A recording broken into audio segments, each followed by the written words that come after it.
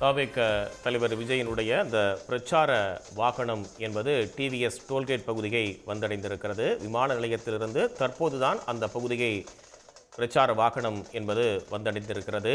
வழிநெடுகிலும் தொடர்ந்து அவருடைய கட்சிக்காரர்களும் ரசிகர்களும் அங்கு வரவேற்பு அளித்து கொண்டிருக்கக்கூடிய நிலையில் வாகனம் ஊர்ந்து செல்லக்கூடிய அந்த காட்சியை பார்க்கிறோம். முற்றிலுமாக அந்த பகுதியில் போக்குவரத்து என்பது கடுமையாக பாதிக்கப்பட்டு முடங்கியிருக்கிறது. இதனால் விமான நிலையத்திற்கு செல்லக்கூடிய பயணிகளும் பாதிக்கப்பட்டிருக்கிறார்கள்.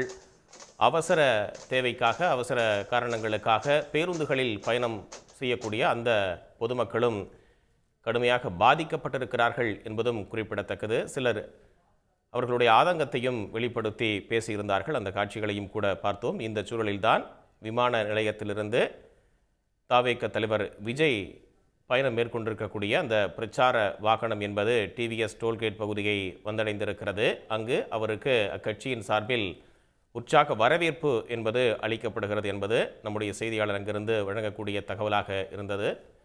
தற்போது அந்த நேரடி காட்சிகளை பார்க்கிறோம். சாலையினுடைய இருபுறமும் இருசக்கர வாகனங்களால் தாவேக தொண்டர்களால் ஆக்கிரமிக்கப்பட்டிருக்கிறது. அந்த சாலையே முற்றிலுமாக போக்குவரத்து முடங்கி இருக்கக்கூடிய ஒரு நிலை என்றுதான் சொல்ல வேண்டும். கிட்டத்தட்ட ஒரு 20 நிமிடங்களில் அங்கிருந்து செல்ல முடியும், அந்த பயணத்தை மேற்கொள்ள முடியும். ஆனால் காலை முதல் அவர் வந்து இறங்கியது முதலே தற்போதுதான் அவர் அந்த டிவிஎஸ் டோல்கேட் பகுதியை வந்தடைந்திருக்கிறார் என்று நம்முடைய செய்தியாளர்களும் அங்கிருந்து கள தகவல்களை வழங்கிய வண்ணம் இருக்கின்றார்கள். முதல் இடமாக அவர் மரக்கடை என்ற பகுதியில் தன்னுடைய பிரச்சாரத்தை முன்னெடுக்க திட்டமிட்டிருந்த நிலையில் கடுமையான கூட்டத்தின் காரணமாக கால தாமதம் என்பது ஆகிக் கொண்டிருக்கிறது. தற்போது அங்கிருந்து மற்றொரு பகுதியிலிருந்து நம்முடைய செய்தியாளர் ஷேக் அப்துல்லா விவரங்களை வழங்குவதற்காக இணைகிறார். ஷேக் அப்துல்லா, தற்போது நீங்கள் எந்த பகுதியில் இருக்கீங்க? அங்கு இன்னும் தொண்டர்கள் வந்த வண்ணம் தான் இருக்காங்களா? நாம் தற்போது நிற்கக்கூடிய பகுதி திருச்சி டிவிஎஸ் டோல்கேட் பகுதி. விமான நிலையத்திலிருந்து முதல் பகுதியே டிவிஎஸ் டோல்கேட் பகுதி தான். கிட்டத்தட்ட 9:30 மணிக்கு சென்னையிலிருந்து தனி விமானம் மூலமாக திருச்சி விமான நிலையத்திற்கு தமிழக வெற்றி கழக தலைவர் விஜய் வருகை புரிந்தார். விமான நிலையத்திலிருந்து இந்த டிவிஎஸ் டோல்கேட் பகுதி என்பது ஒரு 4 கிலோமீட்டர் தூரம் தான் இருக்கும். அந்த 4 கிலோமீட்டர் தூரத்தையே கிட்டத்தட்ட 2.25 மணி நேரமாக கடந்து வந்திருக்கிறார். தற்போதுதான் இந்த டிவிஎஸ் டோல்கேட் பகுதியவே அவர் வந்துள்ளார். இங்கே பொறுத்தவரையும் ஒரு ஆயிரக்கணக்கான தமிழக வெற்றி கழக தொண்டர்கள், அதே போல விஜயின் ரசிகர்கள் கூடியிருக்காங்க. குறிப்பா பார்க்க போனா அந்த 4 கிலோமீட்டர் தூரத்தை விஜயின் பிரச்சார வாகனம் கடந்து வரும் பொழுது ஆயிரக்கணக்கான இருசக்கர வாகனங்கள்ல விஜயுடைய ரசிகர்களும் தொண்டர்களும் குவிந்து அந்த பிரச்சார வாகனத்தையே செல்ல முடியாத அளவிற்கு சூழ்ந்திருந்தனால அவருடைய பிரச்சார வாகனம் இந்த டிவிஎஸ் டோல்கேட் பகுதிக்கு வரவே கிட்டத்தட்ட 2.25 மணி நேரம் ஆகியுள்ளது. குறிப்பா பார்க்க போனா தமிழக வெற்றி கழக தலைவர் விஜய் பிரச்சாரம் மேற்கொள்வதற்கு மரக்கடை எம்ஜிஆர் சிலை அருகே தான் செல்ல வேண்டும். அங்க 10:35 மணிக்கு பிரச்சாரத்தை தொடங்குவார். அவர் பிரச்சாரம் தொடங்கி சரியாக ஒரு அரை மணி நேரத்தில் அவர் பிரச்சாரத்தை முடித்துக் கொள்வார். அப்படித்தான் காவல்துறையினர் ஒரு அனுமதி வழங்கியிருந்தாங்க. ஆனா தற்பொழுது விமான நிலையத்திலிருந்து முதல் பகுதியான டிவிஎஸ் டோல்கேட் பகுதியவே அவருடைய பிரச்சார வாகனம் தற்பொழுது வந்து அடைந்துள்ளது. இதற்கு பிறகுதான் கிட்டத்தட்ட ஒரு 5 கிலோமீட்டர் தூரத்திற்கு அவர் சாலை மார்க்கமாக பயணித்துதான் அந்த மரக்கடை பகுதிக்கு செல்லணும். குறிப்பா பார்க்க போனா தற்பொழுது அவர் விமான நிலையத்திலிருந்து டிவிஎஸ் டோல்கேட் பகுதிக்கு வந்து அந்த பகுதி ஒரு புறவழிச்சாலை, அதாவது திருச்சியிலிருந்து புதுக்கோட்டை செல்லக்கூடிய சாலை. அங்க பெரிய அளவிலான போக்குவரத்து நெரிசல் இருக்காது.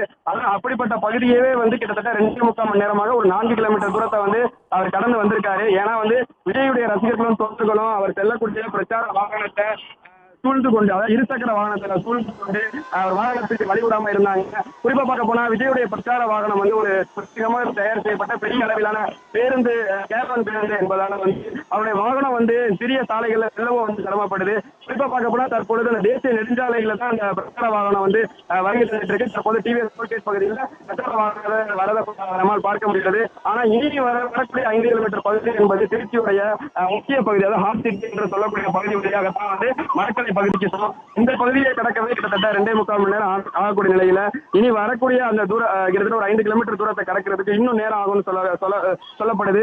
குறிப்பா பார்க்க போனா 10:35 இந்த பிரச்சாரத்தை ஆரம்பிச்சிருக்கணும். ஆனா தற்போது வரை இந்த முதல் பகுதிக்கு தான் வந்திருக்காங்க. இன்னும் அவர் அந்த முதல் பிரச்சாரம் செய்யக்கூடிய மரக்கடை பகுதிக்கு செல்ல இன்னும் பல மணி நேரம் ஆகும்னு சொல்லப்படுது. ஏன்னா அவர் செல்லக்கூடிய சாலை நெடுகிலும் இருசக்கர வாகனத்தோட ஏராளமான அவருடைய ரசிகர்களும் தொண்டர்களும் புடைசூழ குவிந்திருக்காங்க. தற்பொழுது அவருடைய பிரச்சார வாகனம் டிவிஎஸ் டோல்கேட் பகுதியில தான் வந்திருக்கு. இனிமே ஒரு 5 கிலோமீட்டர் தூரம் செல்லணும். குறிப்பா பார்க்க போனா டிவிஎஸ் டோல்கேட் பகுதிகளில் இருந்து தலைமை தபால் நிலையம், அதே போல வந்து மேலப்புதூர், அதே போல பாலக்காய் வழியாக மரக்கடை பகுதிக்கு தான் அவர் செல்ல போறாரு. முதற்கட்ட பிரச்சாரத்தை தொடங்க உள்ளாரு. தற்போது டிவிஎஸ் டோல்கேட் பகுதிக்கு வருகை தந்துள்ள விஜயின் பிரச்சார வாகனத்திற்கு உற்சாகமாக தொண்டர்கள் வந்து வரவேற்பு கொடுத்துக்கிட்டு இருக்காங்க. குறிப்பா பிரச்சார வாகனத்திற்குள் அமர்ந்துள்ள நடிகரும் தமிழக வெற்றி கழக தலைவருமான விஜய் வந்து ரசிகர்களை பார்த்து, அவருடைய தொண்டர்களை பார்த்து கையசைத்து வாகனத்திற்குள் அமர்ந்தவாறே கையசைத்து செல்லக்கூடிய காட்சியை நம்மால் பார்க்க முடிகிறது. இங்கு மட்டுமே இந்த டிவிஎஸ் டோல்கேட் பகுதியில் மட்டுமே ஆயிரக்கணக்கான கூடியுள்ள நிலையில் இதற்கு பிறகுதான் அவர் மரக்கடை பகுதிக்கு சென்று முதற்கட்ட பிரச்சாரத்தை தொடங்க உள்ளார். இருசக்கர வாகனத்துல கட்சி தொண்டர்களும் ரசிகர்களும் முன்னும் பின்னும் வருவதால் தான் இந்த போக்குவரத்து நெரிசல் அப்படின்றது ஏற்பட்டிருக்கிறத புரிஞ்சுக்க முடியுது. இப்போ கட்சி தலைவரிடமிருந்தோ அல்லது 2ஆம் கட்ட 3ஆம் கட்ட கட்சி நிர்வாகிகளிடமிருந்தோ தொண்டர்களுக்கு ஏதேனும் ஒலிபெருக்கி வாயிலாகவோ ஏதேனும் வேண்டுகோள்கள் விடுக்கப்பட்டிருக்கா ஷேக்?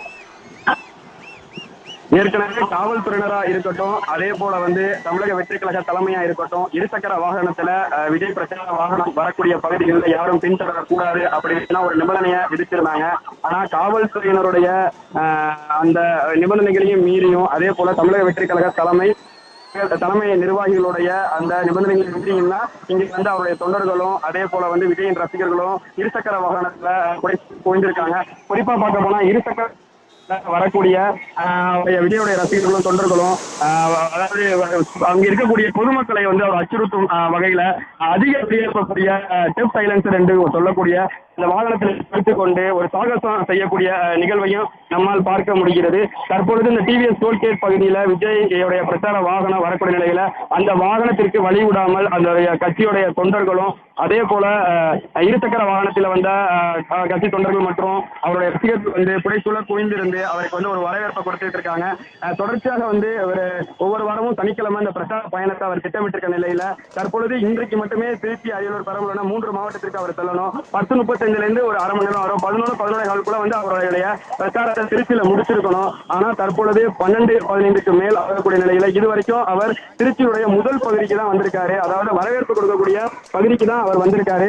இனிமேதான் வந்து கிட்டத்தட்ட ஒரு 3-4 பகுதியை கடந்து 3-4 கிலோமீட்டர் கடந்துதான் வந்து அவர் முதல் பரப்பை மேற்கொள்ளக்கூடிய மரக்கடை எம்ஜிஆர் சிலை அருகே செல்லணும். குறிப்பா பார்க்க போனா மற்ற கட்சிகளெல்லாம் வந்து ஒவ்வொரு நிர்வாகிகளை வந்து நியமித்து கூட்டத்தை கட்டுப்படுத்துறதுக்கும் வாகனங்களை கட்டுப்படுத்துறதுக்கும் முக்கிய தலைவர்கள் வரும்பொழுது அவருடைய வாகனங்களை ஒழுங்குபடுத்துறதுக்கும் ஆட்கள் நியமித்திருப்பாங்க.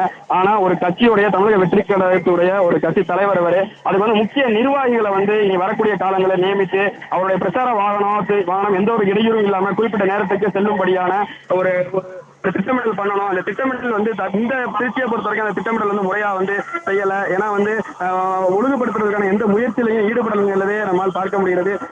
ஏராளமான தொண்டர்கள் வந்து அந்த விஜயோடைய பிரச்சார வாகனத்துல குவிந்திருக்கிறதுனால விமான நிலையத்திலிருந்து இந்த டிவிஎஸ் டோல்கேட் கிட்டத்தட்ட ஒரு 4 கிலோமீட்டர் தூரத்தை 2.25 மணி நேரம் கிட்டத்தட்ட 3 மணி நேரம் கடந்து வரக்கூடிய சூழல் தான் நிலவிட்டு இருக்கு.